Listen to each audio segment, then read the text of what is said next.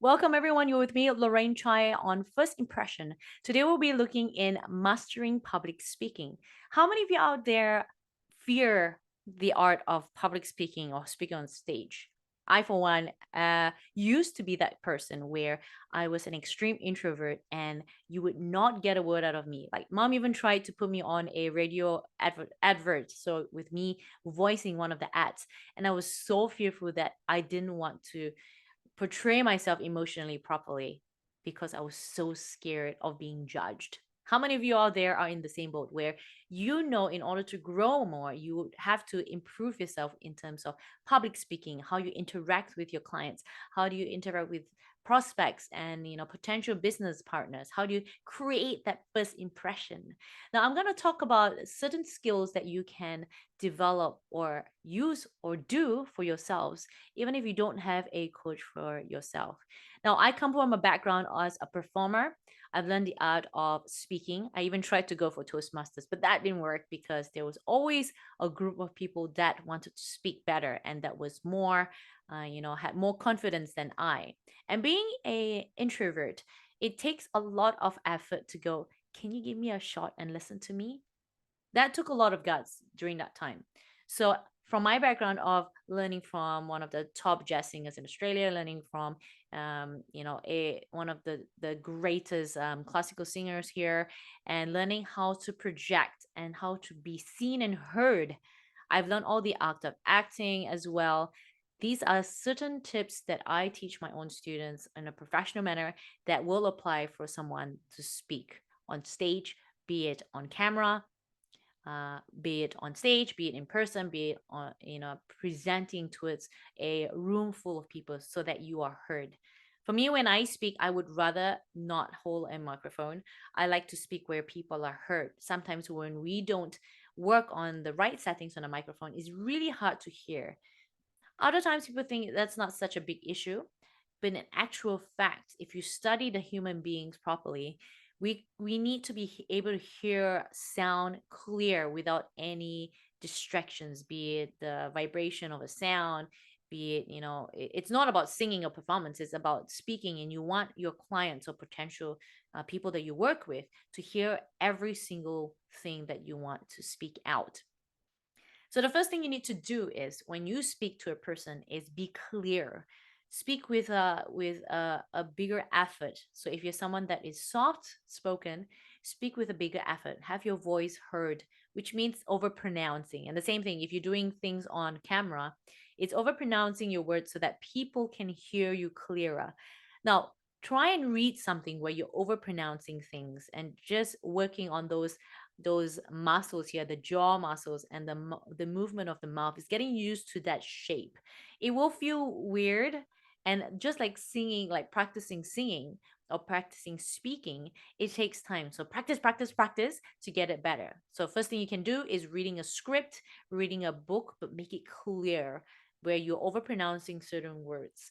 What I teach my students, my senior students, is we don't have the art of dynamics where we have loud and soft in our script. So I learn and I teach the art of bolding certain words, important words in a text where you want someone to listen to, be it when you're singing, be it when you're speaking. You want them to remember certain words so that it sticks in their mind and then they'll come back to you later. So highlighting those words, speaking it out where people remember, oh, that's the art of speaking, of having something in embedded in their mind where they may come to you immediately or they can come back to you later on in future because they remember you as something in whatever you present on stage or on camera. So bold them and present them, or over enunciate or over pronounce them, or emphasize on those words properly.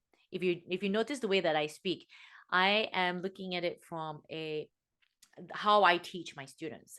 So remember, first thing is to overpronounce and put in more effort in terms of speaking, and so that you are clearer.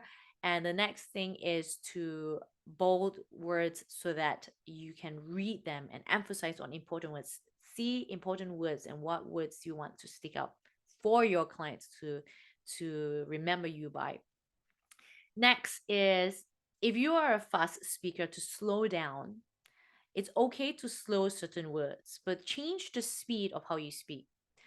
When I first started, when I got nervous, I would speed up the way that I speak. So it's working out the balance between speeding up certain words or slowing down certain words when you want them to hear certain things properly. So if you want to emphasize on something, you can slow things down.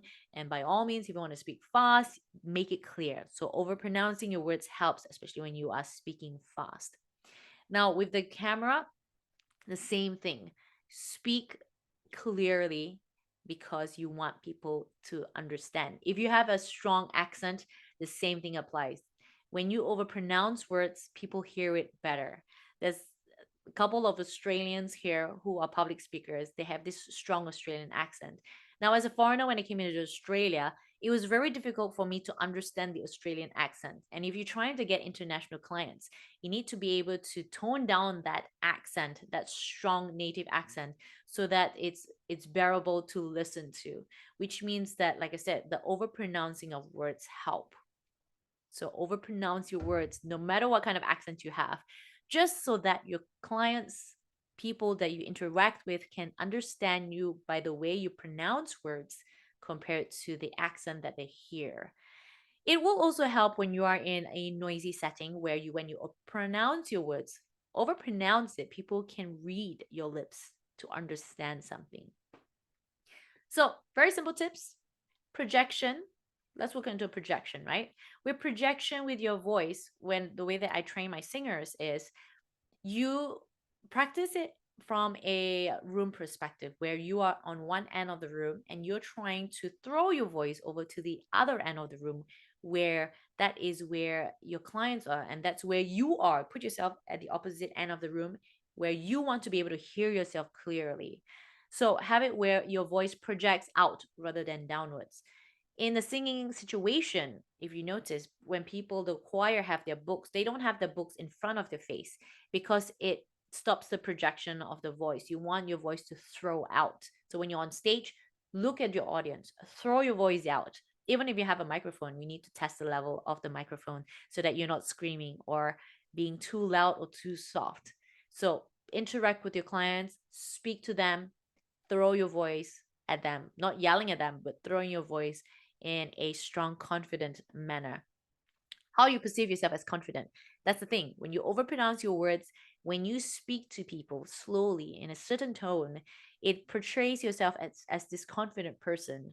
And sometimes when you are lacking in information or you forgot something, even with the tone that you speak, or even when you forget something, when you speak slowly to regain that, thought of maybe if I speak slowly, I'm going to start remembering that idea of what I forgot to speak about.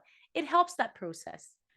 The art of speaking is amazing and it's fun, but it's the same everywhere. In order to for people to understand and hear you properly, let's develop through the art of mastering public speaking.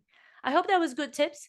If you want, you remember, practice, listen back to your recording, get a voice coach, get someone who is professional in the area of public speaking or presentation, or get in touch with me. And if you want to work with me, you are more than welcome to get in touch with me through my website, www.solopreneur-to-entrepreneur.com. Looking forward to hearing from all of you. And if you like this video, do share it, subscribe, like it, leave a comment, and I will see you next time on our next episode on First Impressions.